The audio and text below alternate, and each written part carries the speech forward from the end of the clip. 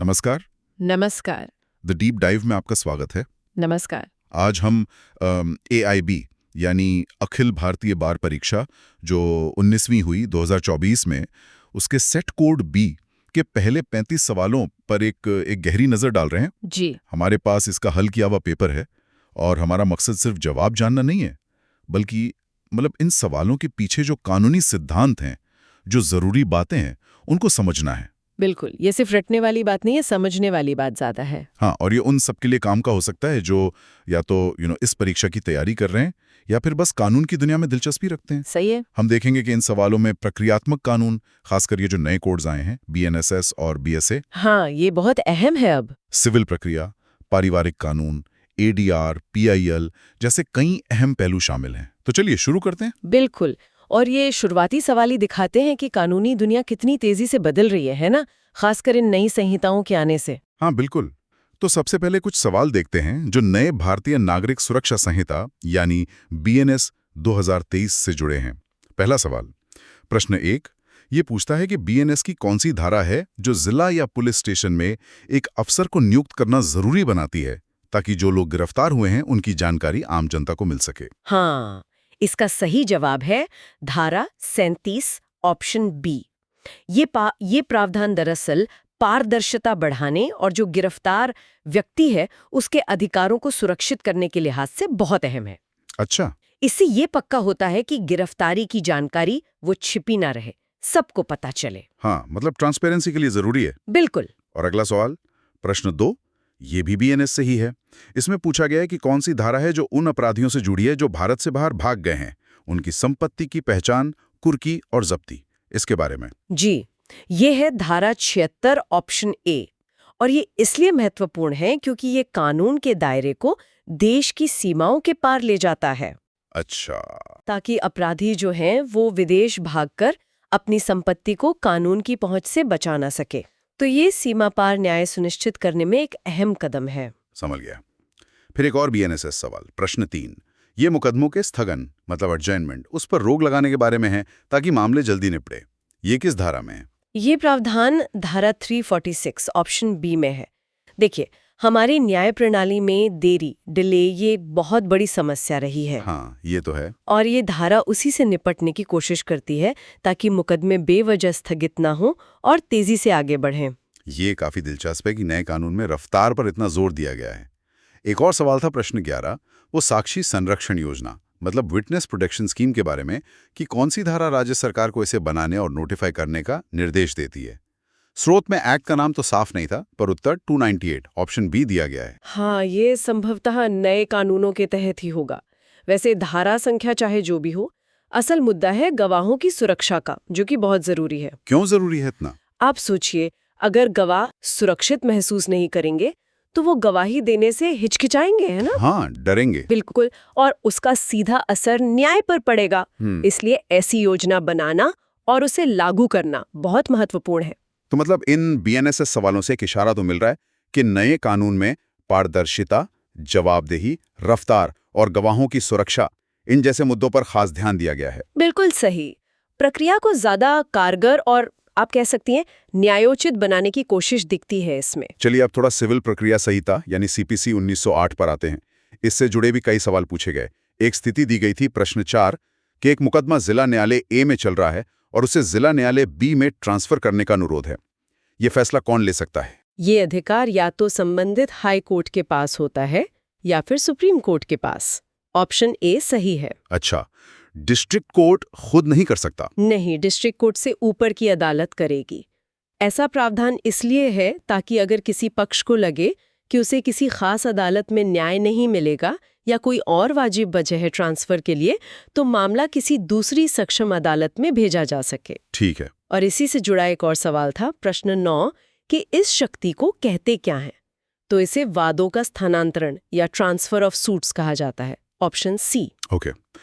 एक और स्थिति थी, प्रश्न 5, माया ने नेहा पर केस किया, कोर्ट ने सीमा को भी पार्टी बना दिया। यहाँ CPC का कौन सा सिद्धांत लागू हुआ? यहाँ CPC का आदेश 1 नियम 10 यानी ऑर्डर 1 रूल 10 लागू होता है। ये पक्षकारों को जोड़ने या बदलने से जुड़ा है, जिसे अंग्रेजी में jointer and substitution of parties कहते हैं।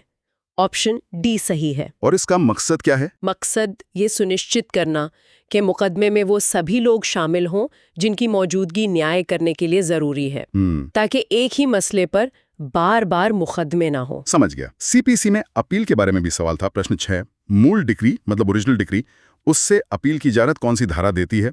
और ये डिक्री क्या होती है, थोड़ा सा समझाएंगी? जरूर। देखिए, डिक्री अदालत का वो औपचारिक फैसला होता है जो मुकदमे के जो मुख्य विवादित मुद्दे हैं उनको अंतिम रूप से तय करता है। अच्छा, फाइनल जजमेंट जैसा? हाँ, कह सकते हैं, लेकिन ये सिर्फ विवाद के मुद्दों पर होता है।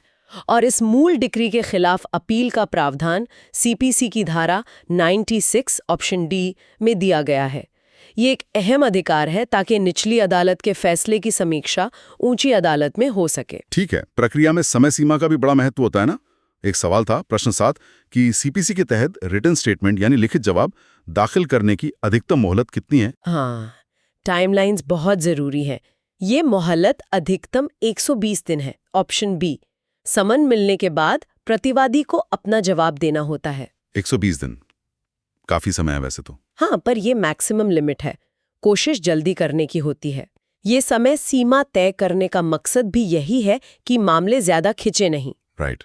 सीपीसी में कुछ खास लोगों को छूट भी दी गई है। जैसे सवाल 8 पूछता है कि राष्ट्रपति और राज्यपालों को अदालत में व्यक्तिगत रूप से हाजिर होने से छूट किस धारा के तहत मिलती है? ये छूट धारा 132 ऑप्शन डी के तहत दी गई है।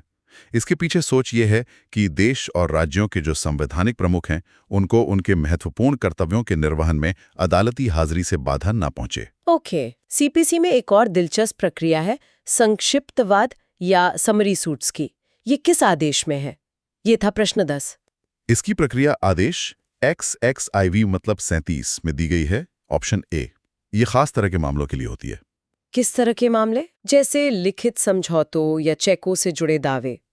इनको जल्दी निपटाने का एक तरीका है जहां बचाव पक्ष को अपना बचाव करने का अधिकार पहले साबित करना पड़ता है। अच्छा, मतलब डिफेंस आसान नहीं है इसमें। हाँ, कुछ हद तक। 2 और सीपीसी सवाल थे।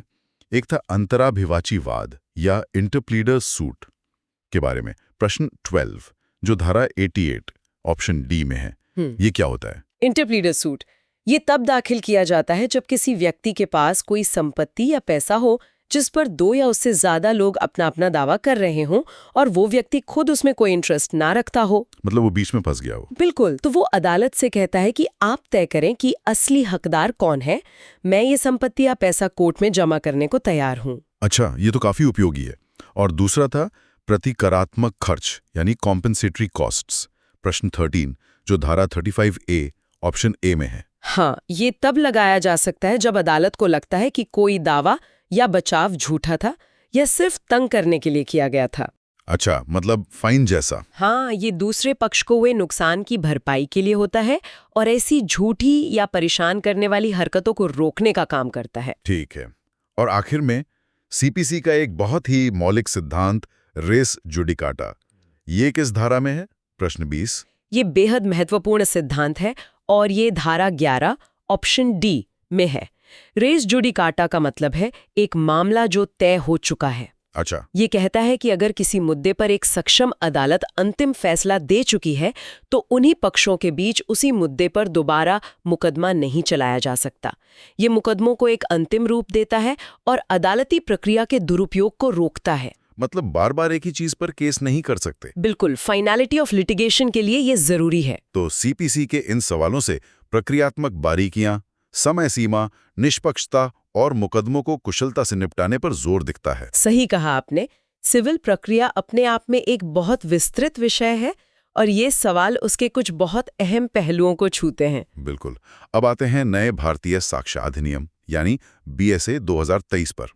यह भी हाल का एक बड़ा बदलाव है। हाँ, एविडेंस एक्ट की जगह अब BSA आ गया है। एक सवाल था प्रश्न 14 कि BSA की धारा 22 में ऐसा कौन सा शब्द जोड़ा गया है जो पुराने एविडेंस एक्ट की धारा 24 में नहीं था जब बात स्वीकारोक्ति यानी कन्फेशन की आती है? वो शब्द है प्रलोभन यानी इंड्यूसमेंट, ऑप्शन डी। पहले क्या था कि धमकी या वचन के आधार पर की गई स्वीकारोक्ति को अप्रासंगिक माना जाता था। अब इसमें प्रलोभन को भी स्पष्ट रूप से जोड़ दिया गया है। अच्छा। ये स्वीकारोक्ति की स्वेच्छाकता मतलब वॉलंटरीनेस को सुनिश्चित करने के नियम को और मजबूत करता है। ये बदलाव क्यों जरूरी समझा गया होगा? प्रलोभन को अलग से क्यों जोड़ा? शायद इसलिए कि प्रलोभन भी किसी व्यक्ति की इच्छा को उसी तरह प्रभावित कर सकता है जैसे धमकी या कोई वादा। तो इसे शामिल करने से कानून और ज्यादा स्पष्ट हो गया है, कोई कंफ्यूजन ना रहे। ठीक है। एक और सवाल था प्रश्न 15 कि कारोबार के क्रम यानी कोर्स ऑफ बिजनेस का अस्तित्व कब प्रासंगिक होता है? ये बीएससी की किस धारा में है? ये बीएसए की धारा 14 ऑप्शन बी में बताया गया है। ये इस सिद्धांत पर आधारित है कि जो काम सामान्य रूप से खास तरीके से होता है माना जाएगा कि वो उसी तरह हुआ होगा जब तक कि इसके उलट कुछ साबित न हो जाए। जैसे रोजमर्रा के ऑफिस का काम? हाँ बिल्कुल, जैसे डाक भेजना या बैंक का लेन देन। समझ गया।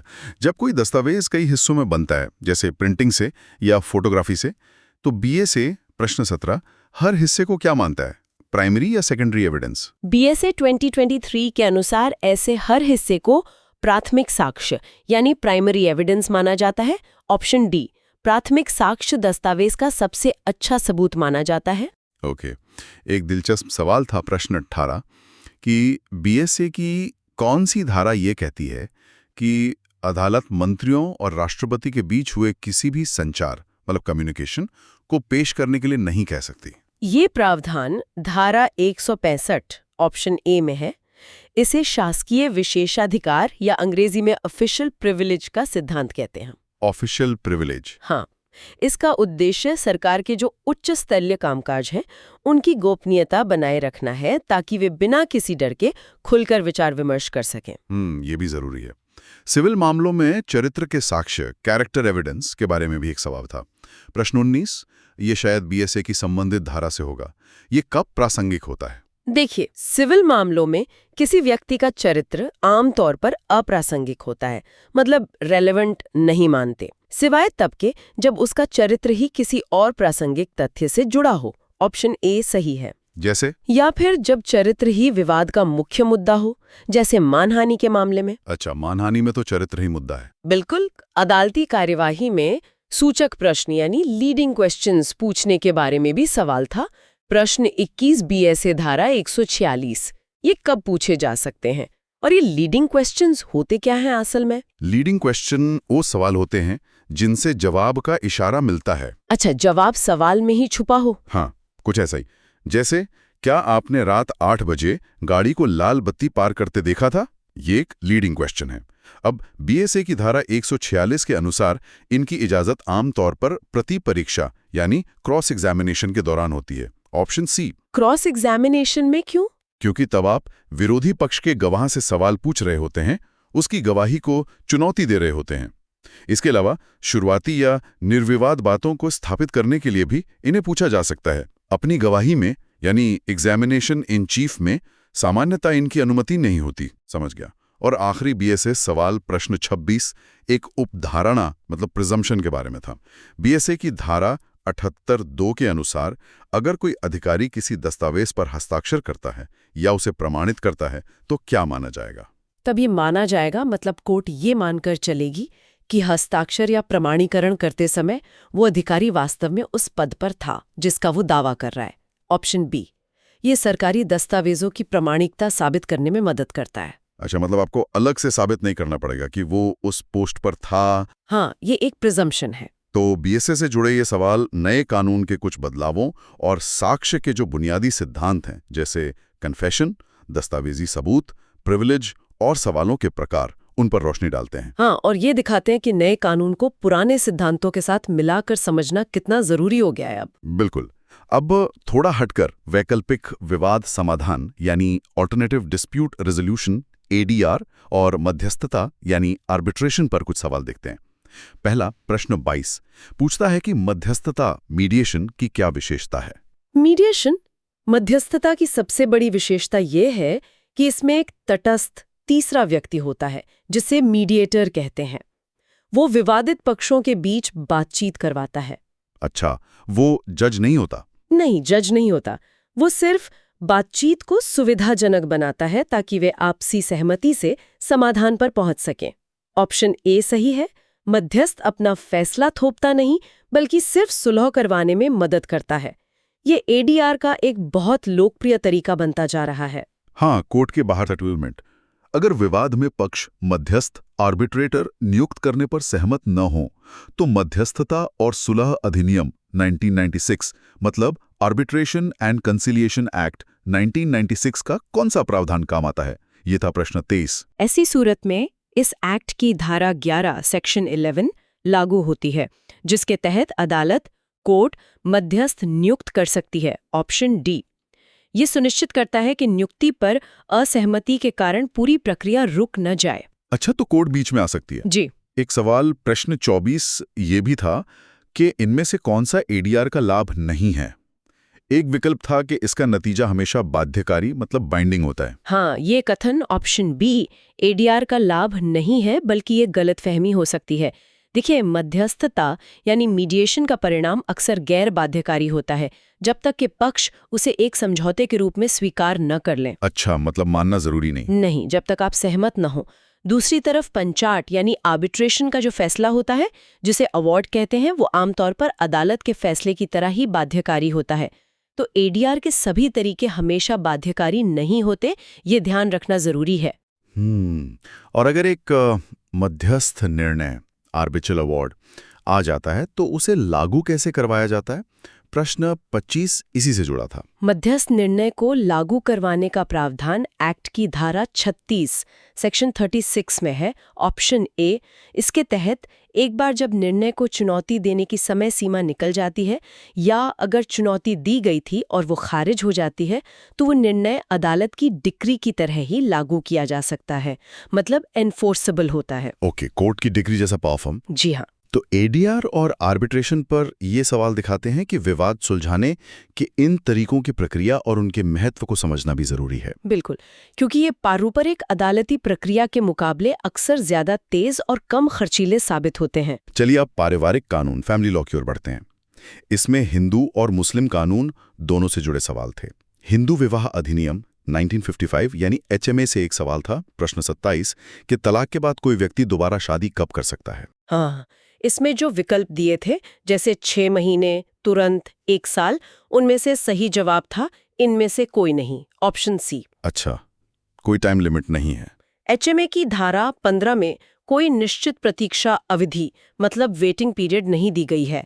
हालांकि अगर डिक्री के खिलाफ अपील का अधिकार है तो अपील की अवधि बीतने तक या अपील खारिज होने तक इंतजार करना प्रैक्टिकल होता है, लेकिन कानूनन कोई तय समय सीमा नहीं है। ओके, एक और एचएमए सवाल प्रश्न 28, क्रूरल्टी के आधार पर तलाक के बारे में था। धारा 13(1) आई, क्या सही है इस बारे में? सही कथन ये है कि कोई भी पक्ष पति या पत्नी मानसिक या शारीरिक क्रूरता साबित करके तलाक मांग सकता है। Option A. क्रूरता की परिभाषा बहुत विस्तृत है। इसमें सिर्फ मारपीट ही नहीं, सिर्फ फिजिकल नहीं, इसमें मानसिक प्रताड़ना भी शामिल है, जो आजकल बहुत कॉमन ग्राउंड बन गया है। हिंदू कानून के एक स्कूल दाय भाग के बारे में भी सवाल था।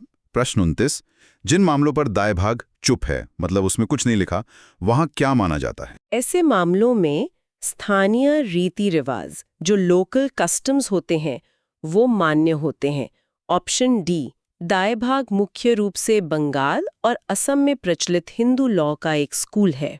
अच्छा, मिताक्षरा से अलग? हाँ, मिताक्षरा से काफी अलग है ये, और ये दिखाता है कि हिंदू कानून में जो संहिताबद्ध कानून है उसके साथ साथ रीति रिवाजों की भी अपनी अहम भूमिका है। ठीक है। बाल अभिरक्षा चाइल्ड कस्टडी के मामले में अदालत सबसे ज्यादा किस बात पर ध्यान देती है? यह था प्रश्न 30। अदालत का सर्वोपरि विचार, मतलब सबसे पहला और सबसे जरूरी, हमेशा बच्चे का कल्याण और सर्वोत्तम हित होता है। Welfare and best interest of the child. Option B. माता पिता की इच्छा से भी ऊपर? हाँ, माता पिता की अपनी इच्छाएं या उनके अधिकार बच्चे के हित के बाद ही आते हैं। बच्चे का भला सबसे पहले। बिल्कुल। एक मिलान वाला सवाल था प्रश्न 31, जिसमें इस्लामी कानून की कुछ अवधारणाएं थी, जैसे सुन्नतुल कौल, सुन्नतुल तकरीर और कुछ मशहूर मामले जैसे शायरा बानो बनाम UOI। इनको उनके विवरणों से मिलाना था। हाँ, इस तरह के सवाल इस्लामी कानून के जो स्रोत हैं और जो महत्वपूर्ण न्यायिक व्याख्याएं हुई हैं उनकी समझ को परखते हैं। जैसे सुन्नतुल कौल क्या है? सुन्नतुल कौल पैगंबर मोहम्मद के कहे हुए शब्दों को कहते हैं। सुन्नतुल तकरीर उनकी मौन स्वीकृति को, मतलब जब उन्होंने किसी काम को होते देखा और मना नहीं किया। और शायरा बानो मामला तो तुरंत 3 तलाक, ट्रिपल तलाक को असंवैधानिक घोषित करने के लिए बहुत प्रसिद्ध है। हाँ, ये तो काफी चर्चा में रहा था। जी, तो सही मिलान ऑप्शन बी दिया गया था स्रोत में, लेकिन असल डिटेल्स अलग हो सकते हैं। के लिए इन अवधारणाओं और मामलों की बेसिक जानकारी जरूरी है। हिंदू विवाह अधिनियम में सपिंड संबंधों, सपिंड रिलेशनशिप की बात किन धाराओं में है? प्रश्न 32, ये सपिंड क्या होता है? सपिंड संबंध मतलब खून के वो रिश्तेदारियां जिनके बीच शादी वर्जित मानी जाती है हिंदू धर्म में। अच्छा, प्रोहिबिटेड डिग्रीज। हाँ, कह सकते हैं। इनकी परिभाषा और नियम धारा 3F, 3G और धारा 5V में दिए गए हैं। ऑप्शन सी सही है। ओके, और HMA की किस धारा में दाम्पत्य अधिकारों की बहाली यानी रेस्टिट्यूशन ऑफ कॉन्जुगल राइट्स का उपाय है? प्रश्न 33। ये उपाय धारा 9 सेक्शन 9 में दिया गया है। Option C. इसके तहत अगर पति या पत्नी बिना किसी वाजिब कारण के दूसरे से अलग रहने लगे तो जो पीड़ित पक्ष है वो अदालत से साथ रहने का आदेश जारी करने की प्रार्थना कर सकता है। अच्छा, मतलब कोर्ट कह सकती है कि साथ रहो। हाँ, अगर कोई वाजिब वजह ना हो अलग रहने की। तो पारिवारिक कानून के ये सवाल शादी, तलाक, बच्चों की कस्टडी और कानून के विभिन्न स्रोतों जैसे कई अहम मुद्दों को कवर करते हैं। हाँ, ये व्यक्तिगत कानूनों, पर्सनल लॉज का एक बहुत महत्वपूर्ण क्षेत्र है। बिल्कुल। और अंत में 2 सवाल जनहित याचिका यानी पब्लिक इंटरेस्ट लिटिगेशन PIL से जुड़े थे। पहला, प्रश्न 34 उस मशहूर मामले के बारे में था जहां एक कैदी के खत को ही सुप्रीम कोर्ट ने याचिका मान लिया था और वो PIL का एक अहम मामला बन गया। हाँ, वो बहुत ही लैंडमार्क केस था। वो मामला था सुनील बत्रा बनाम दिल्ली प्रशासन, Sunil Batra versus Delhi administration. Option A Sunil Batra. जी। इस केस ने दिखाया कि न्याय तक पहुंच कितनी सुलभ हो सकती है और कैसे चिट्ठियों को भी रिट याचिका मानकर गरीबों और कमजोरों की आवाज सुनी जा सकती है। ये PIL के विकास में एक मील का पत्थर साबित हुआ। ये तो वाकई कमाल की बात है कि एक खत इतना बड़ा बदलाव ला सकता है। दूसरा PIL सवाल, प्रश्न 35 पत्थर खदानों में बंधुआ मजदूरों के शोषण से जुड़े एक मामले के बारे में था, शायद बंधुआ मुक्ति मोर्चा मामला। उसमें कोर्ट का एक अहम विचार क्या था? हाँ, संभवतः वही मामला होगा। इस तरह के मामलों में सुप्रीम कोर्ट ने लगातार ये माना है कि जबरन श्रम, फोर्स्ड लेबर के खिलाफ जो अधिकार है, जो हमारे संविधान के अनुच्छेद 23 में है, वो असल में अनुच्छेद 21 के तहत जो जीवन और मानवीय गरिमा का अधिकार है, right to life and human dignity, उसी का एक हिस्सा है। अच्छा, मतलब वो भी फंडामेंटल राइट है, पहुंचने का एक जरिया देता है। ठीक है। तो हमने AIB 19 के इन शुरुआती 35 सवालों के जरिए कानून के कई अलग अलग क्षेत्रों की एक झलक देखी। नए प्रक्रियात्मक कोड से लेकर सिविल प्रक्रिया की बारीकियों, साक्ष्य के नियम, पारिवारिक झगड़े, वैकल्पिक समाधान और यहाँ तक कि जनहित याचिकाओं तक काफी कुछ कवर हुआ है। हाँ, बिल्कुल। और यहाँ दिलचस्प बात यह है कि ये सवाल सिर्फ सेक्शन नंबर याद रखने पर ही जोर नहीं देते, बल्कि उनके पीछे जो कानूनी सिद्धांत हैं और उनका जो व्यवहारिक इस्तेमाल है उसकी समझ पर भी जोर देते हैं। सही कहा। खासकर BNSS और BSA जैसे जो ये नए बदलाव आए हैं, इनके दौर में इन बुनियादी कानूनी क्षेत्रों की गहरी समझ और भी ज्यादा जरूरी हो जाती है। तो इसका मतलब क्या निकाला जाए? ये सोचने वाली बात है कि जब कानून के इतने बड़े हिस्से जैसे प्रक्रिया और साक्ष्य के कोड्स बदल रहे हैं, तो क्या वकीलों और कानून के छात्रों के लिए कानूनी समस्याओं को देखने और हल करने का नजरिया भी बदलने की जरूरत है? मतलब क्या ये नए कानून सिर्फ पुरानी धाराओं की जगह नए नंबर हैं, या ये शायद एक नई सोच की भी मांग करते हैं? आपका क्या विचार है? ये बिल्कुल सोचने का विषय है। मुझे लगता है कि ये सिर्फ नंबर बदलना नहीं है। कानून हमेशा विकसित होता रहता है, समाज के साथ बदलता है, और इन बदलावों के साथ कदम मिलाना, उनकी भावना को समझना, सिर्फ टेक्स्ट को नहीं बल्कि उसके पीछे की मंशा को समझना, शायद यही आगे का रास्ता है। एक ज्यादा डायनामिक अप्रोच चाहिए अब। सही कहा। इस गहन चर्चा के लिए आपका बहुत बहुत शुक्रिया। उम्मीद है ये विश्लेषण हमारे सुनने वालों के लिए उपयोगी रहा होगा। मुझे भी यही उम्मीद है। धन्यवाद। अगली बार फिर मिलेंगे एक और दिलचस्प विषय के साथ। नमस्कार। नमस्कार।